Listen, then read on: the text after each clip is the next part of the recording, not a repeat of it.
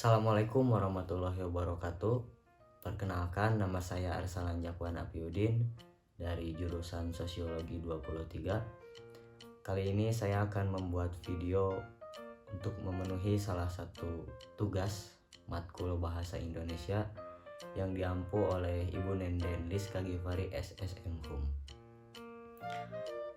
Pada kesempatan kali ini saya akan membahas beberapa pertemuan ke belakang yang telah diadakan 6 kali pertemuan kurang lebih. Pada pertemuan pertama hari Senin tanggal 11 September 2023, Ibu Nenden membahas tentang fungsi dan ragam bahasa Indonesia. Di sini saya ketik bahwa bahasa merupakan dasar bagi manusia, karena bahasa ini tentu sebagai alat untuk interaksi kita sebagai makhluk sosial dengan manusia yang lainnya. Fungsi dan ragam bahasa Indonesia tentunya memiliki keterkaitan. Fungsi di sini untuk berkomunikasi, karena bahasa untuk berkomunikasi antara satu dengan yang lainnya, juga untuk alat mengekspresikan diri. Jadi memang bahasa ini mempunyai peranan penting, atau memang sudah menjadi kebiasaan kita untuk berinteraksi menggunakan bahasa.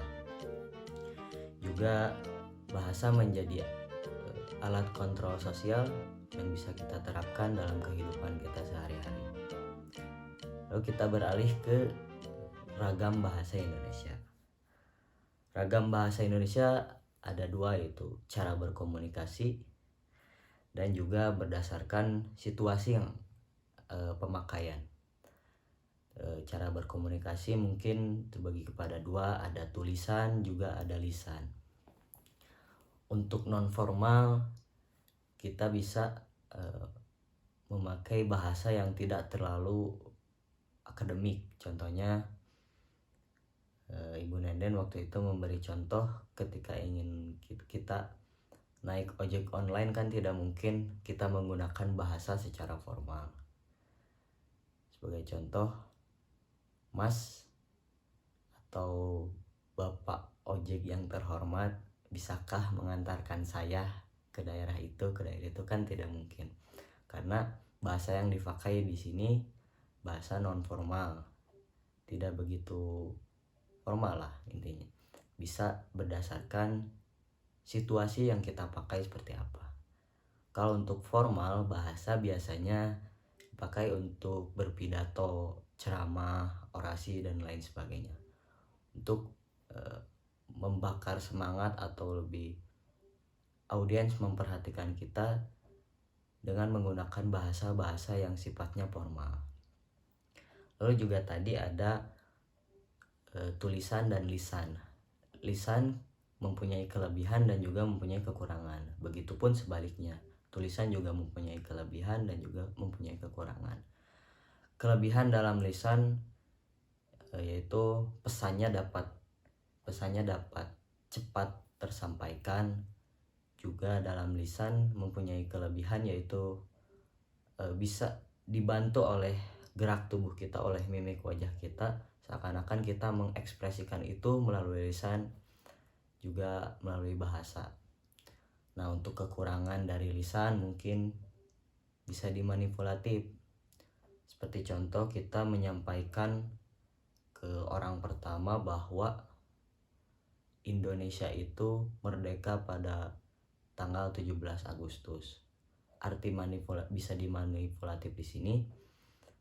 Orang yang pertama itu bisa saja menyampaikan ke orang yang kedua bahwa Indonesia itu merdeka pada tanggal 20 Agustus misalkan. Nah, itu adalah salah satu contoh kelemahan dari lisan. Kalau tulisan, kelebihan dari tulisan itu mempunyai kelebihan yang sifatnya biasanya tidak gampang dimanipulatif seperti lisan tadi. Walaupun memang kekurangannya tulisan itu lambat tersampainya, karena kan seperti kita membaca buku biasanya harus mencerna dulu apa yang disampaikan oleh penulis. Juga tulisan mempunyai kelebihan, yaitu ketika menulis biasanya lebih cepat terbukti, dalam artian mempunyai bukti autentik atau bukti fisik. Walaupun memang sebenarnya lisan juga tidak menutup kemungkinan, karena di zaman sekarang lisan itu bisa menjadi bukti fisik seperti di video, direkam, dan lain sebagainya. Jadi lisan dan tulisan itu mempunyai kelebihan dan kekurangannya masing-masing. Disitulah fungsi dan ragam bahasa Indonesia di sini. Nah, pada pertemuan pertama ini membahas tentang fungsi dan ragam bahasa Indonesia. Jadi poinnya, fungsi bahasa itu untuk alat komunikasi, alat interaksi, juga alat untuk kontrol sosial. Kita kan berbicara dengan orang lain 4 mata atau 2 arah atau 1 arah pun itu memakai bahasa yang sering kita gunakan, itu bahasa Indonesia. Juga ragam-ragam bahasa Indonesia terbagi kepada 2, ada cara berkomunikasi dan juga berdasarkan situasi pemakaian. Seperti yang tadi, tulisan dan lisan mempunyai kelebihan dan kekurangannya masing-masing berdasarkan situasi pemakaian. Ada non formal, semi formal, dan formal. Non formal seperti kita mengobrol dengan teman, saudara, atau orang tua kita, dan formal ketika kita berbicara dalam suatu panggung akademik atau berpidato, contohnya berorasi dan lain sebagainya, yang halayaknya banyak untuk kita dengarkan, sehingga terkesan lebih harus terlihat formal dan menggunakan bahasa-bahasa yang tidak seperti kita pakai untuk mengobrol biasa dengan teman. Nah, jadi pertemuan yang pertama membahas tentang fungsi dan ragam bahasa Indonesia. Baik, kita berlanjut kepada pertemuan kedua pada hari Senin tanggal 18 September 2023. Pada pertemuan kedua kali ini membahas mengenai membaca dan menyimak. Membaca mempunyai arti proses untuk memperoleh suatu informasi. Membaca juga seringkali diartikan sebagai membuka cakrawala dunia, membuka jendela dunia, karena dengan alasan itu memunculkan inspirasi atau imajinasi di dalam pikiran kita, seakan-akan kita sedang berdialog dengan penulis itu. Nah, pada pertemuan kedua kali ini membahas mengenai membaca dan menyimak. Yang selanjutnya itu berkaitan dengan teknik membaca. Teknik membaca terbagi kepada 3, ada scanning, memindai, ada skimming, dan juga ada SG3R. Jadi kita tentukan dulu kita membaca itu tujuannya untuk apa, sehingga tidak asal-asalan membaca, jadi terstruktur dan tertata rapi. Teknik membaca yang pertama ada scanning atau memindai. Digunakan untuk mendapatkan suatu informasi yang akurat dan cepat, seperti contoh misalkan nomor telepon, jadwal mata kuliah, dan lain sebagainya. Itu kan komponen-komponen penting yang biasanya di dalam suatu surat itu kan banyak bacaan, tetapi kita butuhnya hanya itu dilakukan dengan membaca menggunakan teknik scanning atau memindai. Lalu teknik yang kedua ada skimming, itu memahami topik bacaan atau memperoleh kesan umum, menemukan hal-hal tertentu yang ada di dalam topik yang dibahas itu. Jadi skimming ini bisa diartikan sebagai kata kunci dari topik itu sebenarnya apa gitu. Apa yang mau dibahas dari topik itu, apa yang mau dibahas dari jurnal itu misalkan. Jadi hanya poin-poin penting saja yang sudah mencakup semua isi dari jurnal atau makalah tersebut. Itu dinamakan dengan teknik skimming. Lalu teknik yang ketiga ada SG3R. SG Jadi 3R, S-nya itu survei, itu kita menyurvei dulu bahan bacaan yang akan kita baca. Lalu question, memberikan pertanyaan. Lalu 3R-nya ada read, recall, dan review. Read artinya setelah mengajukan pertanyaan kita membaca. Lalu recall, kita butuh jeda atau waktu istirahat setelah membaca itu, memikirkan apa yang telah kita baca. Lalu setelah recall ada review, membaca ulang, sehingga itu memperkuat hormon atau memperkuat otak kita apa yang sebenarnya kita baca. Lalu seiring berjalannya waktu, mungkin setelah membaca ulang kita bisa paham atau mengerti apa isi dari topik yang kita baca itu. Lalu ada teknik peningkatan kecepatan membaca. Yang pertama, kita bisa memperluas jangkauan mata kita sehingga tidak terpaku ke dalam suatu kalimat paragraf. Lalu juga membaca dengan diam.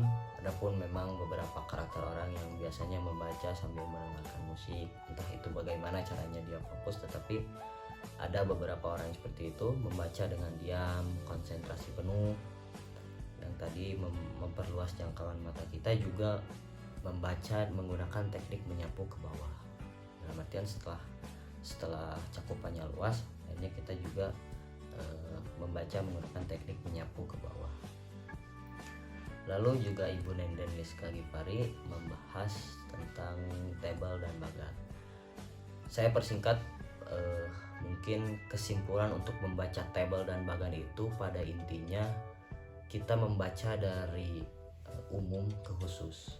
Dalam artian data yang banyak kita bisa lihat, kita bisa simpan di awal atau kita bisa taruh di awal, sehingga data yang kecilnya itu disimpan di belakangan gitu.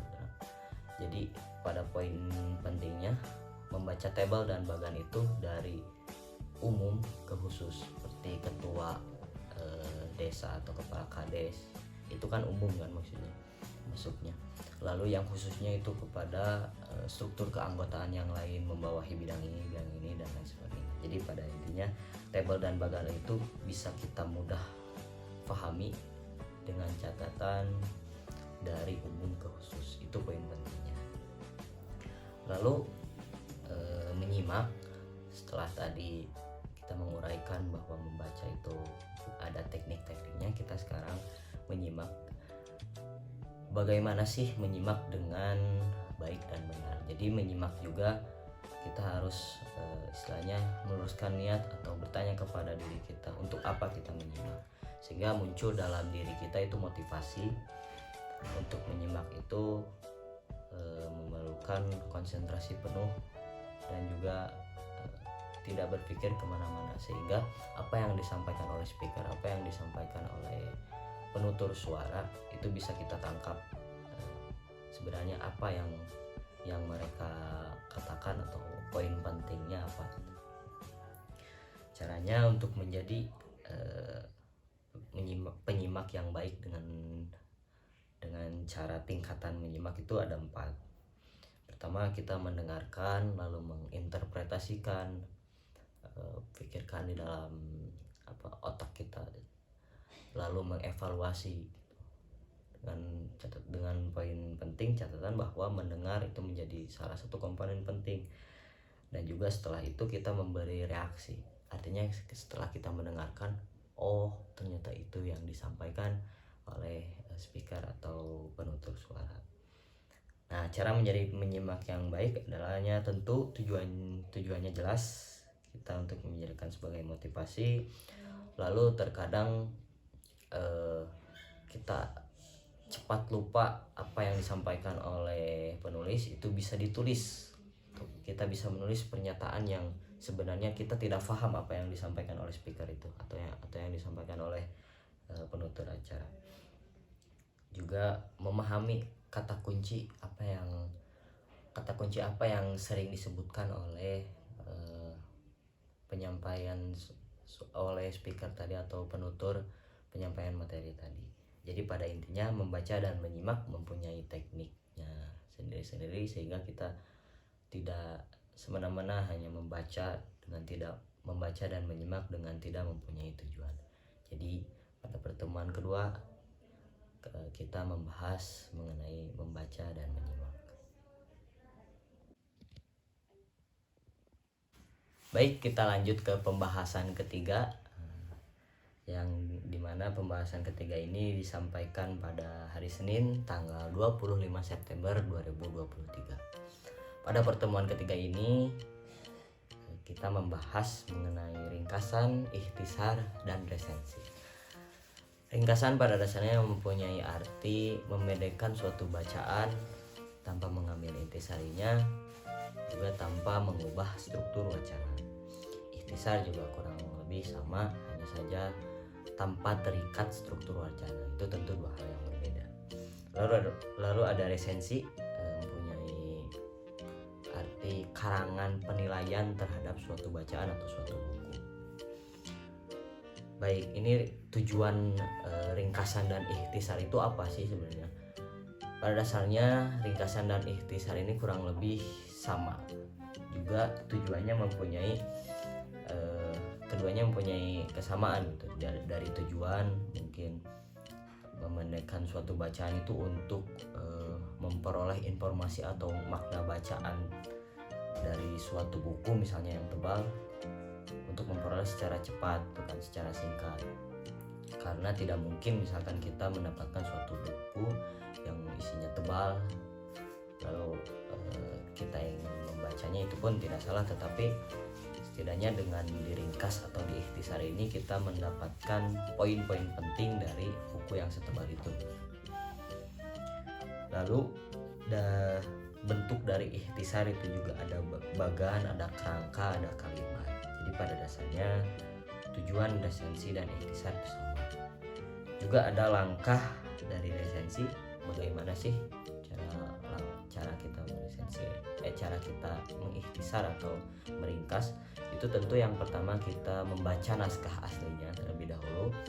Lalu yang kedua mencatat gagasan-gagasan penting yang disampaikan oleh penulis dalam naskah asli tersebut.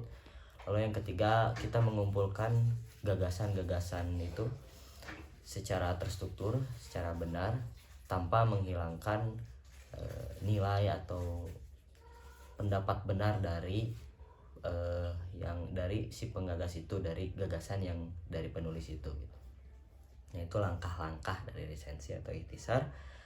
Lalu kita beralih ke resensi. Resensi seperti yang saya ucapkan tadi, sebuah penilaian atau karangan penilaian terhadap suatu bacaan. Jadi untuk apa adanya tujuan resensi ini? Untuk memotivasi pembaca agar pembaca ini membeli buku yang asli. Mungkin dalam dunia bisnis ini biasanya disebut royalti, sehingga kita menghargai jerih payah si penulis itu dengan cara membeli buku yang asli gitu, bukan membeli atau bukan membaca secara e-book atau digital gitu kan itu salah secara hukum gitu. Tapi dilihat dari sisi lain kan mungkin jika kita ingin memperluas pengetahuan kita tetapi terhalang ekonomi dan lain sebagainya gitu. Tapi yang terpenting tujuan dari resensi ini memotivasi agar si pembaca dapat membeli buku yang aslinya, sehingga juga mendapatkan timbal balik terhadap penulisnya, terhadap pembuat buku itu tadi. Lalu juga memberikan kritik, koreksi terhadap buku itu, juga memaparkan bagaimana kelebihan dan kekurangan dari buku tersebut gitu. Juga yang terakhir, sebelum meresensi terdapat kriteria-kriteria yang harus terpenuhi untuk menjadi seorang resentator. Yang pertama tentu harus jujur untuk menjadi resentator. Yang kedua harus objektif, dalam artian tidak memihak salah satu pihak, juga tidak menjatuhkan salah satu pihak, juga tidak selektif, tidak skeptis. Artinya jujur dan objektif itu menjadi komponen penting bagi seorang resentator. Lalu yang ketiga juga topik yang akan diresensi juga kita harus paham dulu gitu topik yang akan diresensi. Kalaupun kita tidak mempunyai pengetahuan pengetahuan tentang topik tersebut untuk diresensi itu bukan meresensi namanya, melainkan kita memperoleh informasi baru, sama halnya dengan membaca dong kalau seperti itu.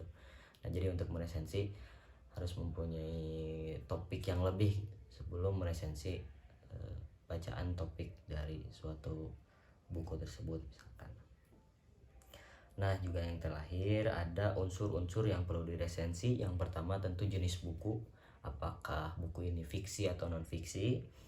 Lalu yang kedua ada identitas buku, mulai dari penulis, tahun terbit, tebal halaman, juga harga. Lalu yang ketiga ada tujuan pengarang buku.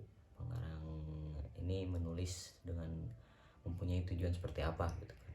Lalu yang keempat, yang terakhir keunggulan dan kelebihan.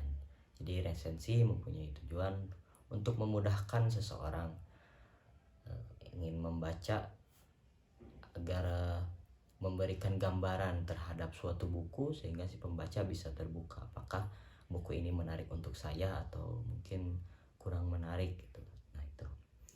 Jadi pada pertemuan ketiga hari Senin tanggal 25 September 2023 membahas mengenai ringkasan, ikhtisar, dan resensi. Baik, pada pertemuan keempat kali ini pada tanggal 2 Oktober hari Senin 2023 kami membahas mengenai diksi. Di sini saya sebutkan bahwa diksi merupakan penempatan suatu kata yang tepat sehingga mempunyai nilai atau nuansa tertentu. Jadi memang dalam penggunaan kata itu tidak sembarang untuk menyusun kalimat itu. Hanya kan pengertian diksi itu pemilihan kata yang tepat. Karena sebuah kata memiliki makna, nuansa, dan karasanya masing-masing. Sehingga kita bisa membedakan kata ini cocok gak ketika dipakai di keadaan seperti ini atau di keadaan seperti yang lain. Ada kata umum dan kata khusus. Contoh dalam kata umum melihat, dalam kata khusus mengintip. Saya kasih contoh, misalkan saya mengintip Pak RT di kantor RW gitu kan itu merupakan salah satu memunculkan ambigu. Nah, seharusnya ya saya melihat, saya menggunakan kata atau pemilihan kata yang tepat dalam itu fungsinya diksi itu. Jadi sehingga orang tidak memunculkan pikiran-pikiran yang tidak terlalu luas gitu. Jika kita memilih diksi yang tepat, jadi orang cepat paham akan apa yang kita tulis itu. Lalu ada idiom dan idiomatik. Idiom itu kita bisa kasih contoh sebuah istilah gulung tikar yang artinya bangkrut, lalu adu domba gitu, mengadu domba dua pandangan, menghasut. Lalu sekarang kita coba balikan, tikar gulung. Kalau tikar gulung kan sebuah tikar yang digulung gitu. Lalu domba adu, sebuah domba yang diadu. Tentu dalam penempatan kata juga berpengaruh terhadap arti yang sebenarnya ingin kita ungkapkan seperti itu. Lalu ada idiomatik, pasangan kata yang selalu muncul bersama. Idiomatik contohnya Pak polisi bertemu dengan maling. Kalau bertemu dengan maling kan otomatis maling itu diringkus gitu. Tapi kalau misalkan Pak polisi bertemu dengan maling, Pak polisi bertemu maling, kemungkinannya banyak kan Pak polisi bisa tahu itu maling atau bisa tidak gitu. Atau mungkin belum tentu diringkus, belum tentu ditangkap si maling itu. Tetapi kalau misalkan Pak polisi bertemu dengan maling, artinya kan si maling itu otomatis ditangkap oleh Pak polisi, otomatis diringkus lah. Jadi pada intinya diksi ini mempunyai peranan penting. Selain juga penempatan kata yang tepat, juga bisa mempunyai fungsi berfungsi untuk menentukan apa yang ingin kita sampaikan, nilai apa yang ingin kita sampaikan, makna yang sebenarnya itu seperti apa, sehingga tidak memunculkan kesalahpahaman dari orang lain. Karena pada pertemuan keempat kali ini, pada tanggal 2 Oktober 2023, kita membahas mengenai diksi. Baik, kita lanjut ke pertemuan kelima yang membahas mengenai paragraf. Pada hari Senin 9 Oktober 2023, pertemuan kelima matkul bahasa Indonesia sampai kepada bahasan paragraf. Paragraf mempunyai arti satuan dasar tulisan atau mengembangkan suatu gagasan, juga mempunyai arti memuat gagasan. Jadi gagasan besar atau fokus gagasannya itu terdapat pada paragraf, yang artinya dimana kalau kita ingin membuat gagasan baru, kita otomatis harus membuat paragraf yang baru, seperti itu. Lalu juga ada gagasan sederhana, yang artinya tetap fokusnya pada gagasan yang utama tadi. Gagasan sederhana ini merupakan, kalau dianalogikan seperti anak-anaknya lah, anak-anak dari gagasan fokus utama itu. Sehingga biasanya setelah gagasan fokus utama itu muncullah perpaduan, pengembangan dan lain sebagainya, data dan lain sebagainya kan. Lalu untuk menentukan kalimat topik biasanya itu terdapat di awal, di akhir, atau awal akhir kan. Saya ulangi, jadi untuk mendapati kalimat topik itu kita bisa lihat paragraf awal, di akhir, atau awal dan akhir. Jadi tidak mungkin di tengah, karena untuk memahami kalimat topik itu biasanya di awal juga langsung terlihat bahwa ini membahas mengenai topik ini, atau biasanya kita harus membaca dulu lalu ditemukannya di akhir. Ternyata setelah kalimat tadi di akhir ini membahas mengenai topik ini dan ini. Lalu juga ada kata transisi, yang dimana kita tidak mungkin menyebutkan itu terus menerus. Mesut Ozil adalah pemain bola, lalu titik ya. Lalu Mesut Ozil juga merupakan kelahiran Jerman dan lain sebagainya. Kan itu tentu efeknya membuat si para pembaca bosan gitu, bosan. Jadi tidak ada variasi kata, sehingga kata transisi atau konjungsi ini perlu kita maksimalkan. Jadi tidak terus menerus menyebutkan Mesut Ozil adalah pemain bola, Mesut Ozil, tetapi kita bisa mengganti dengan pria dengan berumur 24 tahun itu, misalkan pria yang berasal dari Jerman itu bla bla bla gitu kan. Jadi kata transisi atau konjungsi tentu mempunyai peranan penting juga dalam sebuah paragraf, sehingga tidak membuat para pembaca bosan. Jadi paragraf mengembangkan suatu gagasan atau suatu gagasan fokus tertentu, yang dimana jika ingin kita membuat atau ada gagasan baru, ya otomatis kita harus membuat paragraf baru juga. Pada pertemuan kelima 9 Oktober 2023 kita membahas mengenai paragraf. Baik, kita sampai kepada pembahasan ke-6, pembahasan terakhir sebelum UTS. Pembahasan ke-6 ini pada tanggal 16 Oktober 2023 membahas mengenai karya ilmiah. Di sini saya tulis ketik bahwa seseorang boleh pandai setinggi langit, tetapi jika ia tidak menulis, ia akan hilang dari peradaban. Dari kutipan kata dari Pramudia Anantatur. Ya, jadi karya ilmiah ini merupakan sebuah wadah kita untuk menuangkan pikiran kita, menuangkan gagasan kita, menuangkan data kita terhadap sesuatu yang kita bahas, sesuatu yang kita menarik, lalu kita bahas, disajikan dalam bentuk karya ilmiah ini. Tentu dengan jujur, akurat, tidak manipulatif kan, bebas dari prasangka, lalu juga menyajikan perwajahan atau tata bahasa yang tentu kita maksimalkan bagaimana caranya orang pembaca itu cepat memahami atau kita memberikan penjelasannya secara jelas gitu, seperti itu. Jadi karya ilmiah ini merupakan sebuah wadah lah untuk menuangkan pikiran, menuangkan gagasan kita.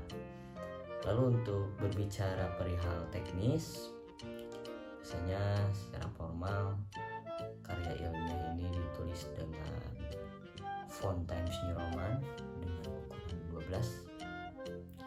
Lalu untuk judul, apalagi judul besar itu di bold.